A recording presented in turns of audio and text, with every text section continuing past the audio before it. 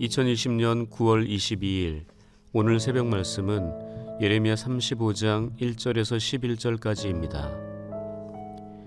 유다의 요시야 왕의 아들 여호야김 때에 여호와께로부터 말씀이 예레미야에게 임하여 이르시되 너는 레갑 사람들의 집에 가서 그들에게 말하고 그들을 여호와의 집 한 방으로 데려다가 포도주를 마시게 하라 하시니라. 이에 내가 하바시냐의 손자요 예레미야의 아들인 야사냐와 그의 형제와 그의 모든 아들과 모든 레갑 사람들을 데리고 여호와의 집에 이르러 익다랴의 아들 하나님의 사람 하난의 아들들의 방에 들였는데 그 방은 고관들의 방 곁이요 문을 지키는 살룸의 아들 마아세야의 방 위더라. 내가 레갑 사람들의 후손들 앞에 포도주가 가득한 종지와 술잔을 놓고 마시라 권하매 그들이 이르되 우리는 포도주를 마시지 아니하겠노라. 레갑의 아들 우리 선조 요나답이 우리에게 명령하여 이르기를 너희와 너희 자손은 영원히 포도주를 마시지 말며 너희가 집도 짓지 말며 파종도 하지 말며 포도원을 소유하지도 말고 너희는 평생 동안 장막에 살아라. 그리하면 너희가 머물러 사는 땅에서 너희 생명이 길리라 하였으므로 우리가 레갑의 아들 우리 선조 요나답이 우리에게 명령한 모든 말을 순종하여 우리와 우리 아내와 자녀가 평생 동안 포도주를 마시지 아니하며 살 집도 짓지 아니하며 포도원이나 밭이나 종자도 가지지 아니하고 장막에 살면서 우리 선조 요나답이 우리에게 명령한 대로 다 지켜 행하였노라. 그러나 바벨론의 느부갓네살 왕이 이 땅에 올라왔을 때에 우리가 말하기를 갈대아인의 군대와 수리아인의 군대를 피하여 예루살렘으로 가자 하고 우리가 예루살렘에 살았노라. 오늘 본문에 등장하는 레갑 사람들은 광야 부족 중의 하나인 겐 족속으로 미디안 사람들이었습니다. 이 부족 출신 중에 한 사람이 레갑입니다. 이들은 출애굽한 이스라엘 백성들이 광야 생활할 때 이스라엘에 합류하여 가나안 땅에 들어간 것으로 성경학자들은 추측하고 있습니다. 레갑의 아들 중 맏아들이 요나답이었는데 그는 이스라엘의 왕 예후가 활동하던 시대에 살았던 인물로 예후와 함께 바알의 우상과 그것을 섬기는 사람들을 파괴하고 제거하던 일에 동참했던 사람입니다.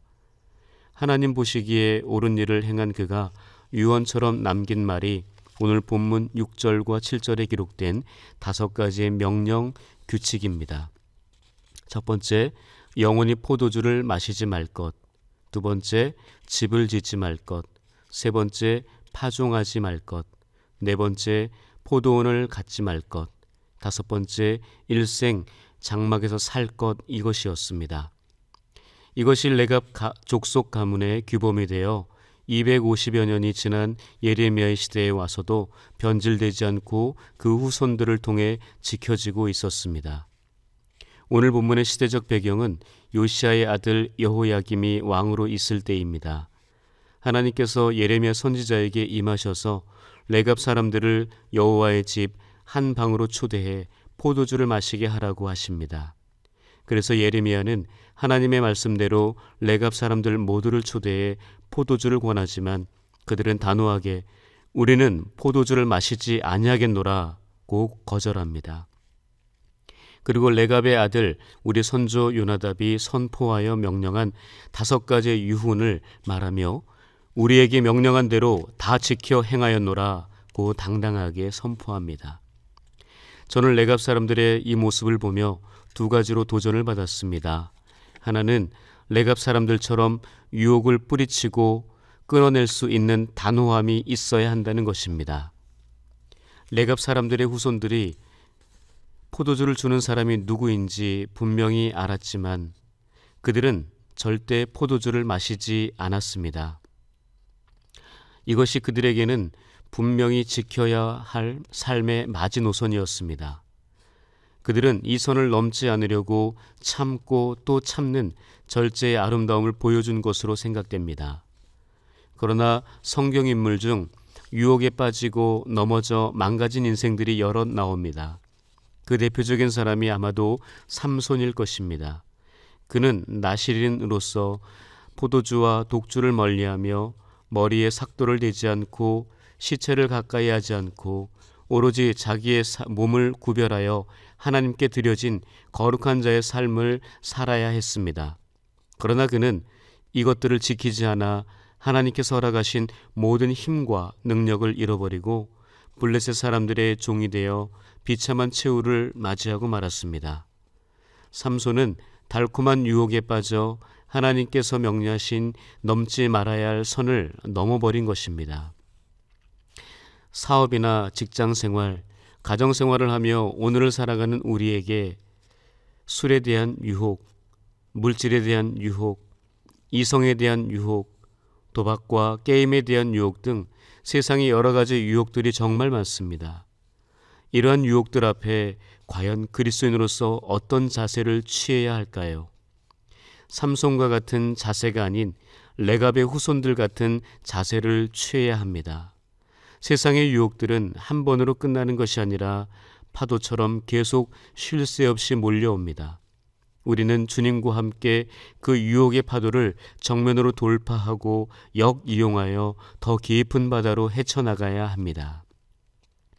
그리고 또 하나 레갑 사람들에게 도전받은 것은 명령한 모든 말 그대로 다 지켜 행했다는 것입니다. 본문 8절과 9절에 보시면 우리 선조 요나답이 우리에게 명령한 모든 말 그대로 순종하여 다 지켜 행하였노라고 기록되어 있습니다. 레갑 사람들은 선조로부터 받은 말씀들을 자기들이 편한 대로 재단하지 않고 액면 그대로 다 지켜 행했습니다. 자기들이 지킬 수 있는 것들만 골라서 지킨 것이 결코 아닙니다. 때로는 지키기 힘든 상황이 닥쳐와도 그들은 그 환경에 굴복하지 않았고 주어진 명령들을 편한 대로 수정하지 않고 그대로 지키려고 땀과 눈물, 피를 흘리며 참아낸 것입니다. 쉽지 않았을 것입니다. 어쩌면 생사를 도려내는 듯한 아픔과 슬픔으로 매우 견디기 힘들었을지도 모릅니다. 그러나 그들은 선조 요나답이 선언한 이후 약 250여 년이 지난 이때까지 지켜낸 것입니다. 오늘을 살아가는 우리에게도 하나님께서 주신 말씀들이 있습니다. 우리 앞에 놓인 이 말씀들을 레갑 사람들처럼 하나도 빠짐없이 지킨다는 것은 어쩌면 불가능한 일일지도 모릅니다. 그러나 우리는 레갑 사람들처럼 주어진 말씀들, 들려진 말씀들, 은혜와 감동을 주신 말씀들을 지켜내야만 합니다. 레갑 사람들처럼 모든 유혹들을 이겨내며 지켜야 합니다.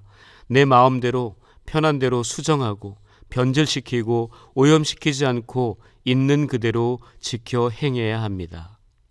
레갑 사람들처럼 유혹들을 이겨내고 명령된 말씀들을 그대로 지켜내기 위해 삶의 절제가 있어야 합니다. 내 생각과 말과 행동의 절제가 반드시 필요합니다. 사도 바울은 여러 가지 문제들로 교회의 큰 위기를 맞고 있는 고린도 교회와 성도들을 향해 이기기를 다투는 자마다 모든 일에 절제하나니 라고 선포하면서 썩지 않는 승리자의 관을 위해 스스로 자신의 몸을 쳐서 복종하여 모든 일에 절제하라는 권면의 편지를 썼습니다. 또한 갈라디아 교회와 성도들에게도 우리에게 주어진 자유를 육체의 욕심을 이루는 데 사용하지 말고 오직 성령의 소욕을 따라 성령의 열매를 맺으라고 선포합니다. 그래서 성령의 열매를 이야기하면서 마지막 9번째 열매에 절제를 포함시킵니다. 제가 생각하기에 사도 바울은 9가지의 열매들을 쓰면서 마지막 열매를 무엇으로 할까 매우 많은 고민을 했을 듯 합니다. 그 이유는 첫 번째 사랑의 열매부터 8번째 온유의 열매까지 정말 중요하고도 좋은 열매들을 나열했지만 마지막 절제가 빠지게 되면 안 하느니만 못한 과유불급의 상태가 되기 때문에 고심 끝에 마지막 열매로 절제를 택했을 것입니다. 하나님이 우리에게 주신 것은 두려워하는 마음이 아니요 오직 능력과 사랑과 절제하는 마음이니 라는 디모데후서 1장 7절의 말씀 또한 모든 것을 다 할 수 있는 능력과 사랑이 있어도 마지막 절제하는 마음이 없으면 추해지고 더러워지고 안 하느니만 못한 결과가 나오게 됨을 말씀한 것입니다. 처음 시작은 선한 의도로 했지만 마지막 순간 절제하지 못해 앞서서 자란 모든 것을 물거품으로 만들고 실패와 패망의 길을 걷게 될 수 있기 때문이지요. 그러므로 우리는 절제는 매우 중요한 삶의 자세임을 알아야 합니다.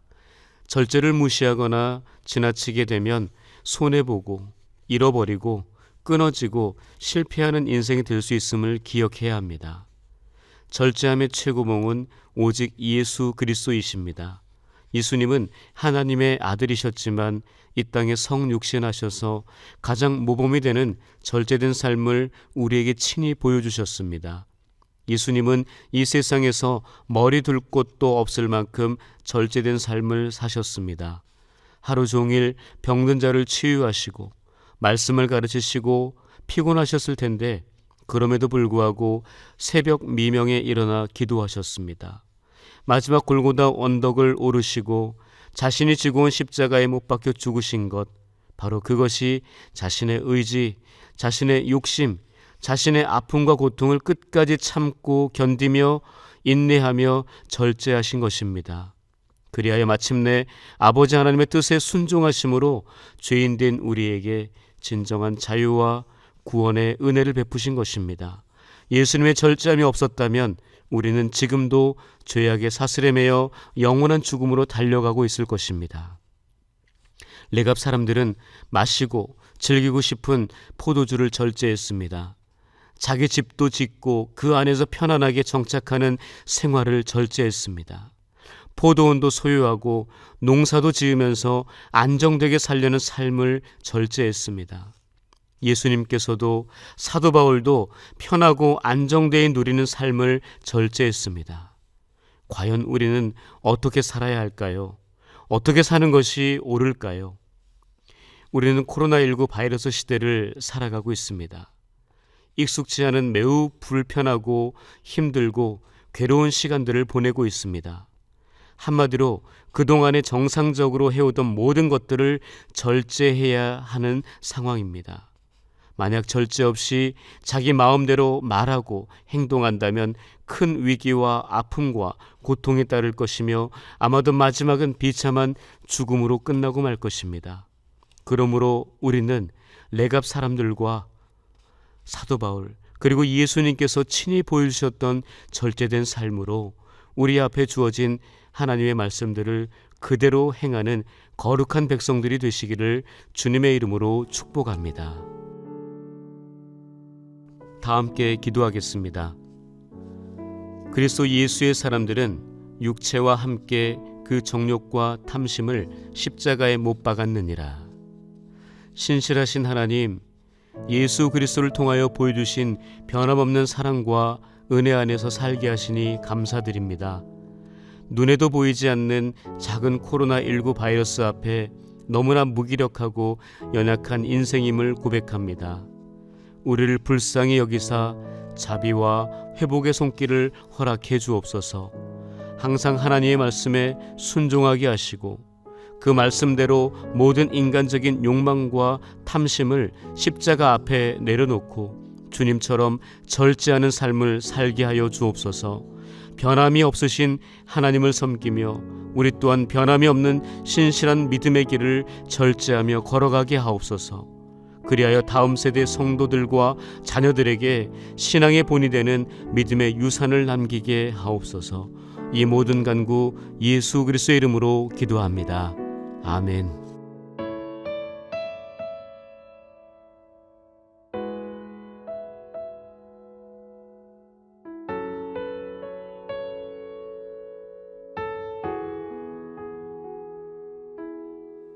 주 발 앞에 무릎 꿇고 그 사랑에 남기네. 어떤 말도 그 어떤 소리도 그 발 앞에서